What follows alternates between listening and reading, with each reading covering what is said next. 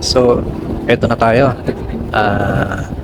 Pagtawid nitong tulay na to, nandyan yung poblasyon, poblasyon market ng Cervantes. Okay, sa totoo lang ngayon lang ako nakakita ng lugar such as itong pinakapalengke na maraming tao. Sa isang banda mukha nga siyang palengke. Uh, Considering na yan. So it's busy. Ayan. So in a little while, kakaliwa tayo. Kaya dito yata naghahanap pa ako ng sign kung anong lugar to. And then I just realized palengke na Cervantes siya.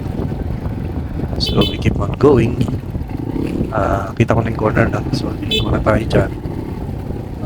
And another hour's drive. Ayan, palagay Montauk. Kaya na wala yung kilometers kakalayo. So anyway, understand naman yan. Nasa waste man siya. It's roughly about 50 kilometers away.